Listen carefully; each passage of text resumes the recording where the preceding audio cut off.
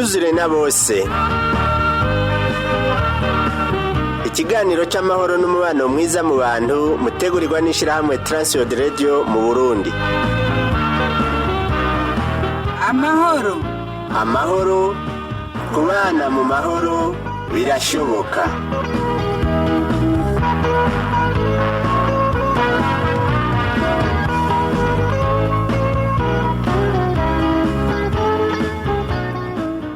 Ndakora mukije inshuti mugenzi mukunzi wa kino kiganiro catwuzwe na bose ikiyago c'amahoro n'umubano mwiza mu bantu utegurirwa n'ishirahamwe Transworld Radio y'u Burundi. Uri kumwe na Rodas Manakiza ndagutunganiriza. Mugano cy'uno munsi turacyari kumwe n'umutumire twari kumwe mugano giheruka akaba ari Teddy Harushimana aho yaje kutufasha kwiyumvira uko twosenga no mutwe atubwira tuvugana ingene twosengera igihugu. Rero turongeye kumuramusa ndabaravye nyakubahwa Teddy. Murakoze cyane kandi ndabakengurukiye kuba mwasuye kandi kutwiyumvira. Bashobora musaba ko batwumviriza. Ego ndaramukije abantu bakurikirana kino kiganiro abakunzi b'amahoro nkaba nize ntakekeranya yuko tuza kugira ibihe byiza muri kino kiganiro. Murakoze cyane. Turavuga yuko umuntu yamakenera Imana yamuremye kandi Imana yamuremye birasaba ko baganira nayo. Tuba tuyumvira nyine rero buganira batuya ko iyo umuntu agomba kuganira n'Imana arasenga kandi no gusenga haraho ayitazira akayishira hejuru ari naho agasenga sengera ivyo akeneye ari nagategeka yagomba kwimuza ibidakwiye kuba mu nzira yiwe. Najyano ngere mbekaze Teddy ashobora kongera ko mu byo twavuze ibitari bikesho twaciye kugira ngo tubandanirize aho twageze.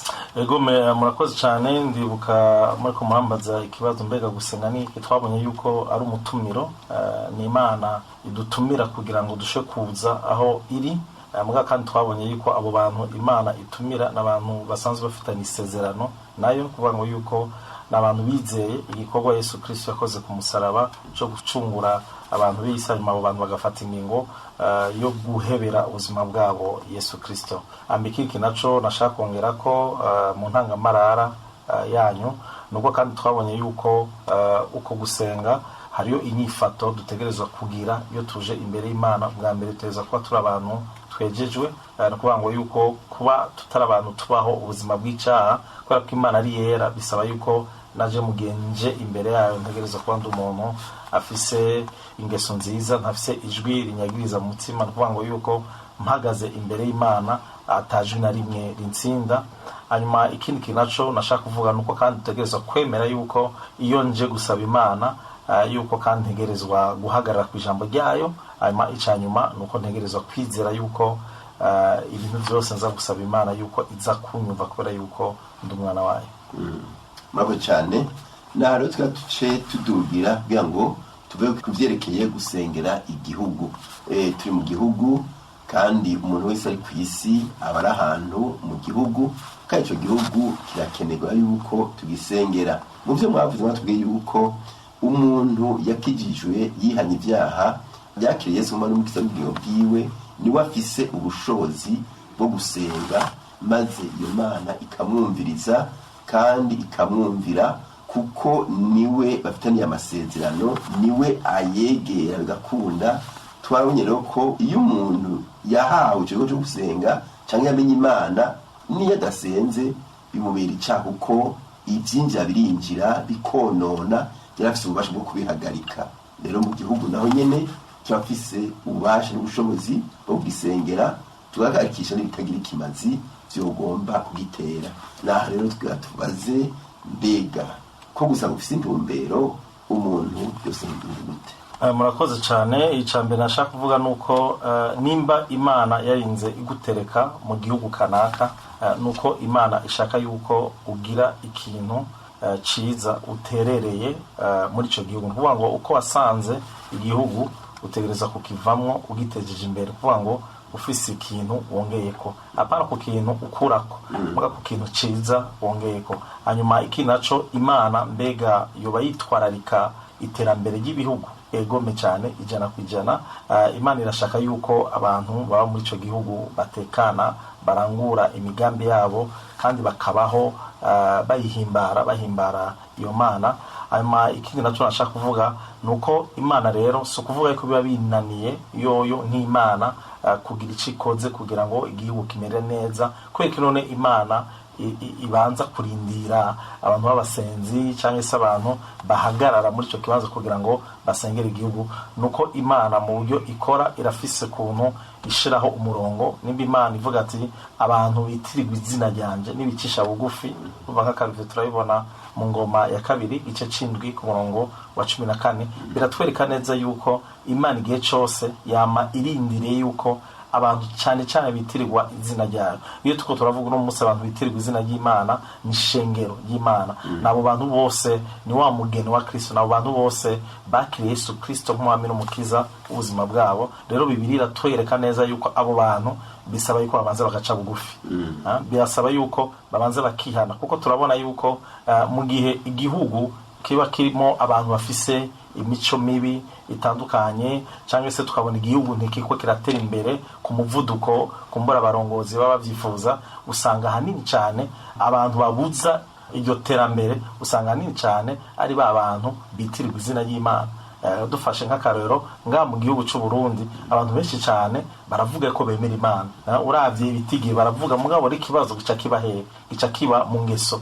Iyo hageze rero gufata rya jambo ry'Imana, ya mabwirizwa y'Imana ngo tuyashire mu ngiro, usanga abantu benshi cyane bayavanga n'ivyaha. Nico gituma rero bisaba yuko twumva yuko kuri ba bantu bafitanye isezerano n'Imana bakwe kumva kugira umutwaro w'igihugu, bakavuga ati kino gihugu kwera ko turi ngaha muri kino gihugu dutegerezwa kugiteza imbere, dutegerezwa kuba abantu ba mbere baba karorero mu kwereka abandi ukuntu intwaro itegerezwa kugenda, ukuntu urudandazo rutegerezwa kugenda, ibi bintu bijanye no kurwanya ibiturire. Abakristo nibo bantu ba mbere bakwiye kwerekana akarero keza. Arona cyari ko ndavuga ku bijanye no kugira ingeso nziza, mugabo kandi rero niki kinero cyo guca umuntu afata kanya rero ko gusengera igihugu. Mbega ni ryari dusengera igihugu? Kuko twabonye neza yuko Imana mu bugombe bwayo nuko abantu baba muri ico gihugu baroranirwa mu bice byose bigize ubuzima bwabo. Mugabo kandi Imana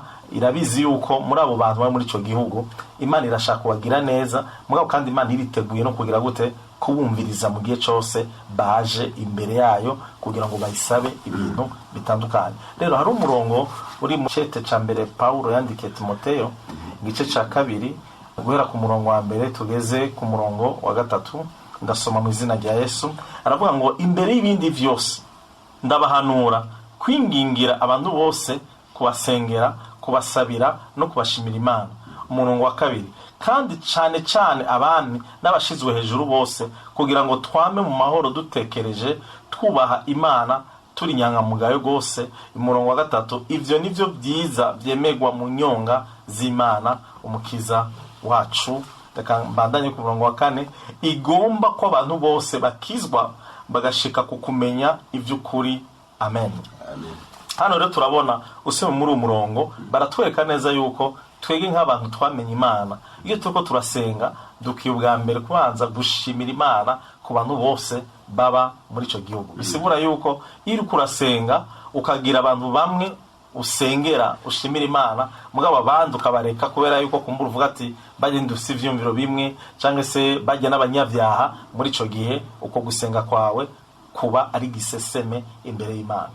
Bisigura yuko mu gihe urasenga uhamagariwe gusengera abantu bose ubashimira Imana, kuko nagomba ndakwibutse ikintu kimwe, kubera iki ukwiye gushimira Imana abo bantu bose. Nuko abo bantu iyo batahaba muri ico gihugu ubuzima bwawe ntibworyoha. Uzobirabe kenshi iyo uri wenyene ubana n'abantu gusa muhuje vyose, ubwo buzima ntiburyoha. Urakeneye abandi bantu biyumvira ugutandukanye na wewe, urakeneye abandi bantu badasa na wewe kugira ngo ubwa buzima bushobore kuryoha. Ndakwibutsa neza yuko abo bantu baba muri ico gihugu ni Imana yabaremye.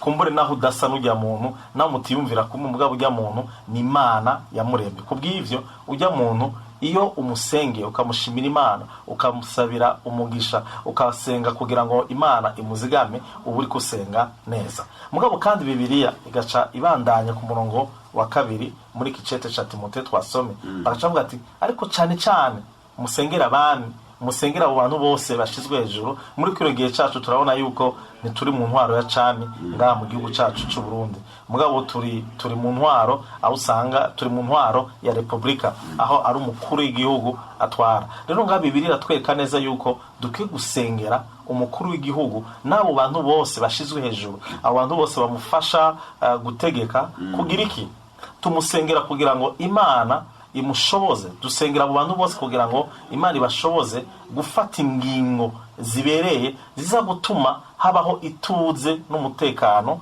kugira ngo ba bantu ba muri ico gihugu nibashaka kurangura ibikorwa byabo bitandukanye basho kubirangura bari mu gihugu gitekanye. Kuko murabizi atamahoro atamutekano mu gihugu hari ibikorwa abantu batokora, wanashaka nka byose ntivyoranguka neza kweriki kuko harimwo agahazi. Nico gituma rero dusengera umukuru w'igihugu n'abo bantu bose bamufasha kugira ngo dushe kubaho ubwo buzima turoraniwe dukora ibikorwa turi mu mahoro. Umva rero mu gihe rero wowe uvuga ati jewe sinsengera umukuru w'igihugu, sinsengera abo bantu bose bashizwe hejuru, uri kurihenda. Kuko iyo turiko turasenga ntidukwiye kugira uruhande duhengamiye. Usengera abantu bose ubwa mbere kubera yuko ari ijambo ry'Imana ribidutegeka.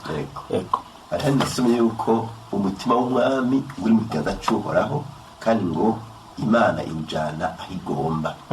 Ico cyo dufasha gusengera abarongozi. Egome cyane bose, kuko turabizi neza yuko ujya muntu Imana iba yashize hejuru, Imana ubwa mbere ibimuzi kandi Imana ibimukunda cyane bose. Wewe umwemera cyangwa se utamwemera, igihambaye nuko Imana ibimuzi kandi Imana ibikora mukoresha muri ico gihe ciwe. Umva rero igihambaye si ukugwanya uwo muntu ariko ubutegetsi.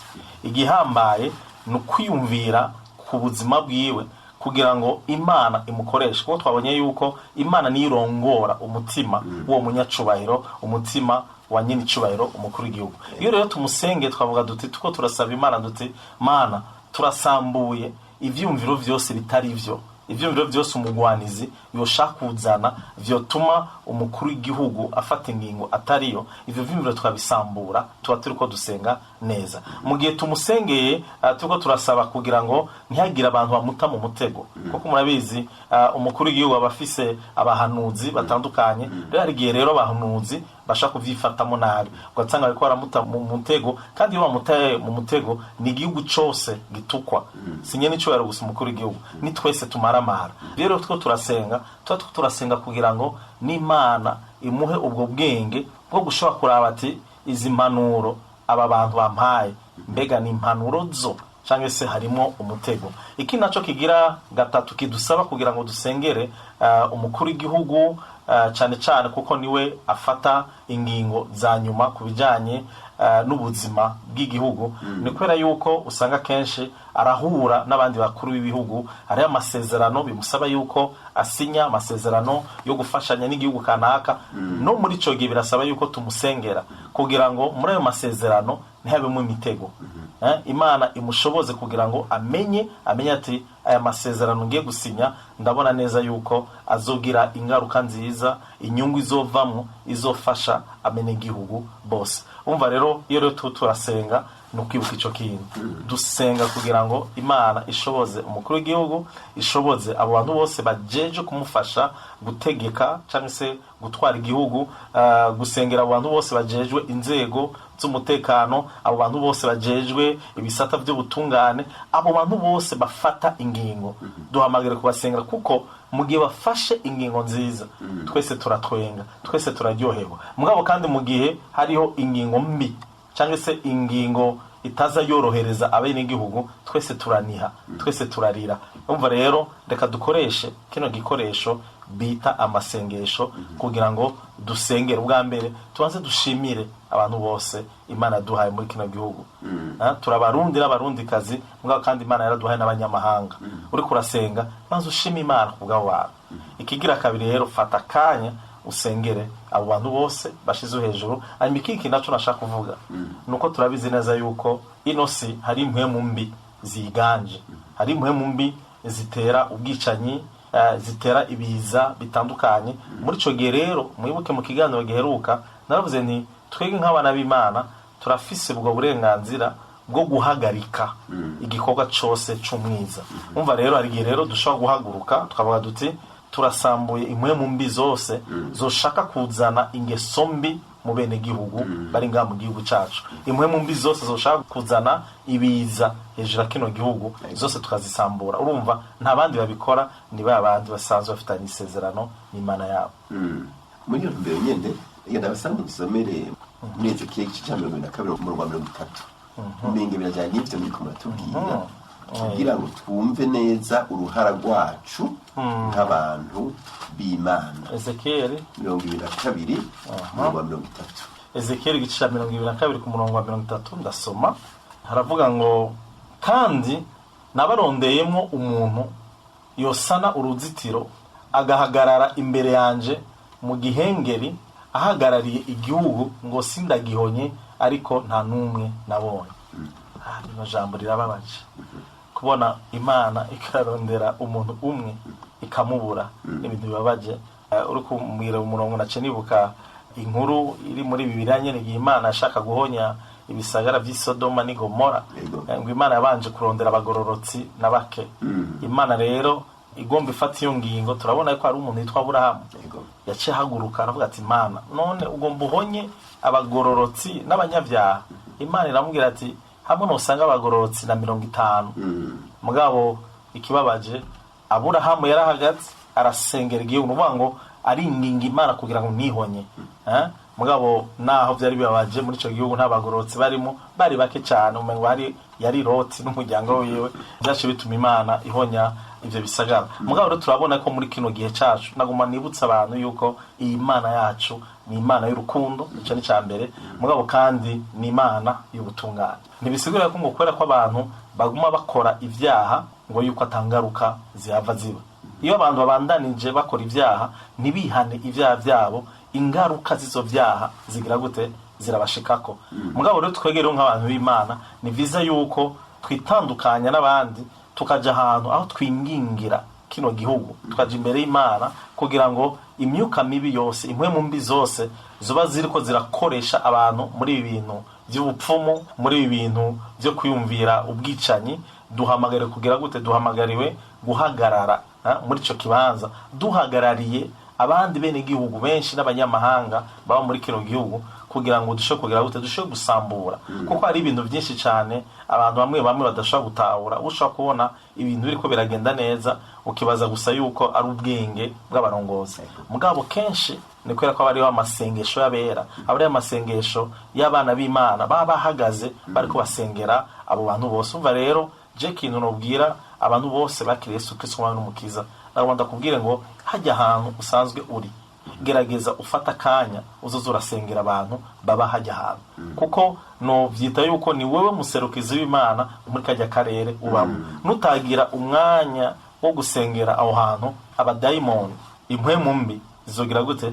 Zizozana ingeso mbi aho hantu. Nico gituma kenshi na kenshi hari gihe twese dutangara ukagenda ahantu ugasanga hari ingeso zikabije z'ubusuma, z'ubwicanyi, z'ubusambanyi. Je nibaza kenshi yuko ni kubera yuko abantu bitwa yuko bitirirwa izina ry'Imana baba badohotse kwibanga ryabo, kuvuga ngo ryo guhagarara muri ico gihenge bakagira gute? Bagasengera abantu, bagasengera abantu basanzwe baba muri ako gace, kandi bagasengera n'igihugu cyose. Murakoze cyane. Nariko mvuga mbega twakoresha ubuhe buhinga bwo gusenga mu byo bavuze n'abamaze kuvuga ko dukoresha ubuhinga bwo kwinginga Imana, tukayihamagara tukayinginga kugira ngo itabare igihugu, itabara akarere tuba turimo, itabare aho umuntu ariko arakorera. Nace nibuka yuko mu mwaka uheze hari igihe imvura yataze, umukuru aravuga ati abasenga musenge bwa turonka imvura, kandi mu ndwi imwe imvura yariguye. None mumva sito twitevye. Umva rero bica bisigura yuko icambere gitangaje kandi kiryoshe kumva muri ayo majambo je kuvuga, ni mu gihe uwitwa yuko ari nyene icubahiro umukuru w'igihugu ari wafashe ya mbere guhamagarira abantu gusenga. Umva rero ico naco turabona yuko ni ikintu ciza cyane iyo wa wundi aduserukira twese mu gihugu ari we umukuru w'igihugu avuze ati ndahamagariye abantu bemera imana mwese muve hasi muhamagara iyo mana yanyu. Wabishingiye nta yuko igihe imvura yari yanse kugwa, igihe nyene cyo umukuru w'igihugu yahamagarira abantu mu mashengero atandukanye ngo basenge, muri iyo ndwi nyene ikurikira imvura yacigwa. Bisigura ngo yuko n'ibindi bintu byose tuba dukeneye, ibyiza byose tuba dukeneye muri kino gihugu, ese icompa nyene icubahiro umukuru w'igihugu akongera kandi agahamagarira abarundi bose ati mu bibazo bihanze kino gihugu nagomba dusabe abarundi mwese aho muva mukagera mwese mukoranire hamwe muhamagare imana yanyu kugira ngo imana idutabare. Ndabizi ntakekeranye yuko imana izogira gute, yuko imana izobikora. Ariko abo n'ivyo navyo nk'abantu barongoye amashengero, nk'abantu bajeje imitima y'abantu mu bihe bitandukanye, mu bihe bigoranye mu gihugu, bo kwifata gute? Urumva nk'akarorero kuri abo bantu basanzwe barongoye abandi mu tuvyite mu madini cyangwa se muri aya mashirahamwe rukristo, bobo ntidukwiye gusa kurindira akamo kanye n'icyo umukuru w'igihugu, mugabo mu byo tujejwe ico kirimo cyo kwama twiyumvira ineza ya kino gihugu cy'u Burundi biciye mu kugisengera. Ubwo n'uruhara rw'abarongozi, nico gituma umuntu yitwa indongozi ari imbere y'abandi kugira ngo ashobore kwiyumvira ikintu cyose cokogwa. Ubu rero twege turabona neza yuko ntibikeneye gusa kwiyumvira, mugabo hari umurongo imana yamaze guca, kuvuga ngo yuko nitwafata akanya ko gusengera abantu bose, tugasengera abantu bose bashizwe hejuru, nabo abantu bose bafata ingingo zitandukanye, muri ico gihe nitwabasengera ivyo dusavye imana tuvyizeye tuzobibona imana yukira bikora. Umva rero nuhamagarira izo ndongozi zose kugira ngo bave hasi, abari bo baba akarero keza mu kugira gute, mu gutegura amakoraniro yo gusengera kino gihugu. Hanyuma ikigira kabiri nugusaba kandi yuko abantu bitwa yuko bemera Yesu Kristo umwami n'umukiza ubuzima bwabo, twogerageza tukarengera ivyo tudahurije ko mu bintu byo kwemera. Nk'akaroko turabona ari abemera ibi n'abemera ibi, mwe gihambaye twese hari umwami umwe yitwa Yesu Kristo twemera twaha ubuzima bwacu. Naguma nsaba izo ndongozi cyane cyane z'amashengero n'indongozi zisanzwe zirongoye amashirahamwe rukristo yuko tworengera ivyo bintu bidutandukanya, maze tugire gute, dusabe yuko muri kino gihugu cy'u Burundi ho kwama habaho imisi yo gusengera kino gihugu. Twaba tuzi ngo kujya twibuka umusi mukuru kwikukira ku Burundi, kujya twibuka incungu ya demokrasi, kujya twibuka n'indi misi mikuru itandukanye, hazo kwame habaho imisi yashizweho yo gusengera kino gihugu. Navuze ngo ibe imisi mu gihugu, mugabo kandi ibe n'imisi twebwe abarongozi b'amashiramwe, abarongozi b'amashengero dushobora guca dushira mu mashengero yacu. Kujya tuvuga duti mu mashengero yacu hari ibikorane by'abakenyezi, hari ibikorane by'ugwaruka, mugabo kandi habeho n'ibikorane byo gusengera igihugu gusa. Nibaza ko ivyo byofasha, ko ndibuka ko ari igihe baba bategura ibikorane bagashira ku bibuga by'imipira bagaba bati ngo dusengere igihugu. None vyagiye turabona yuko kino gihugu cy'u Burundi ni igihugu twokwemeza 100% yuko imana igifitiye umugambi udasanzwe. Ndabivuga ndavye uravye abantu babavuga butumwa batugendera bagendera kino gihugu buri mwaka, hari abantu b'abanyamahanga baza kenshi bagategura ibikorane wanashaka hirya no hino hagati mu gihugu cyangwa se mu gisagara. Nk'ubu nk'akaronde ko ndaharura ibikorane je maze kumva byabere ngaha mu gisagara ca Bujumbura, ibikorane binini birarenga 3. Kandi ukadusanga ibyo bikorane byose biko biremeshwa n'abanyamahanga.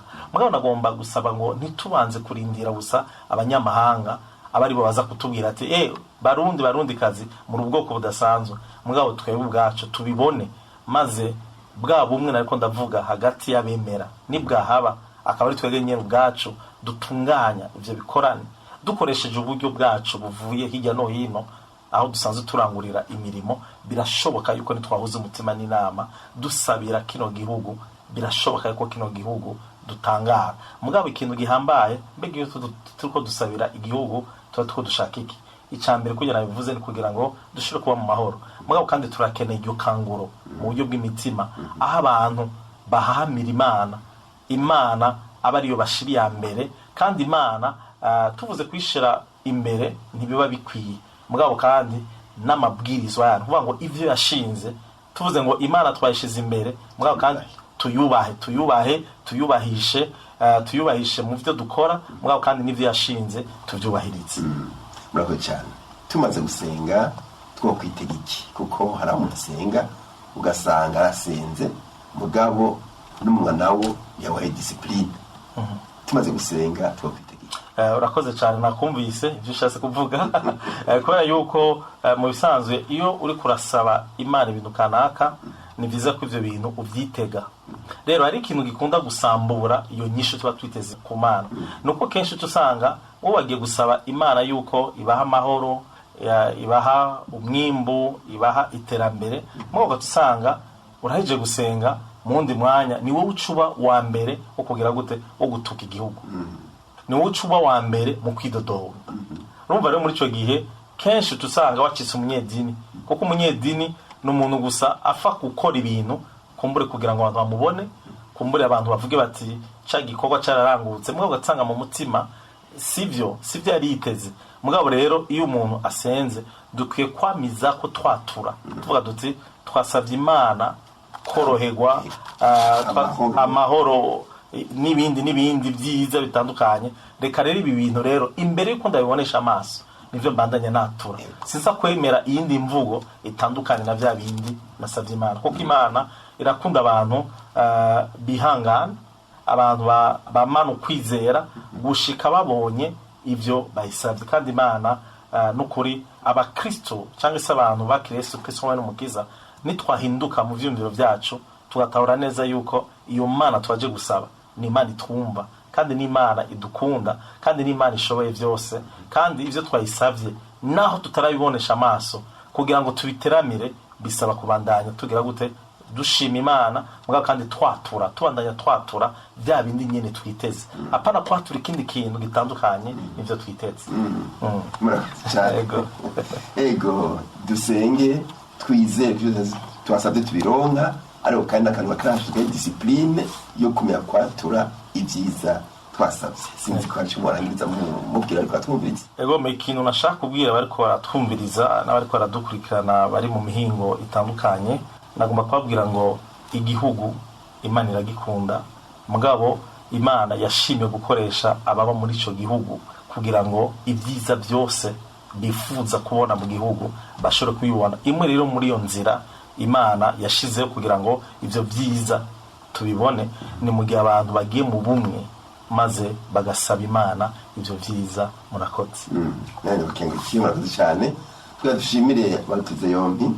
Nize ko muri iganiro mu gusitabike kandi biye kubisha mu ngiro kuko ntibiza gusa ngo dushyike kwirata ibiganiro nk'ibi, ariko kugira ngo nawe tugukangurire gushira mu ngiro bitwakubwiye kazo impinduka zitari nke kuko imana yacu ni imana yumva. Turashimye mutumire wacu Teddy Hashimana, turakengurukiye. Mwakoze kudutumira. Ego dushimira mwese ibisigano ndasemaye mari kumwe ndabasezeye naho gutaha. Ufite ikibazo cyo cunganira telefone ni 71 204 197 canke 69 499 619. Iyo rayisanga ko WhatsApp urashobora gusanga naho dukorera nimero ya mbere ibara ryitiriwe Gerard nimero 27.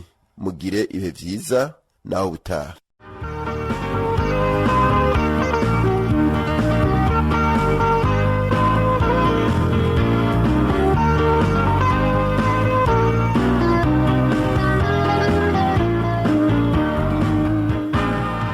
Ico cyari kiganiro twuzure na bose mushikirizwa n'ishirahamwe Transworld Radio mu Burundi. Niba bugomba kutubaza canke kutwunganira twandikira uti twuzure na bose, agasanduku k'amakete 1140 i Bujumbura, canke udutera kamo kuri 24 26 57. Imana iguhezagire.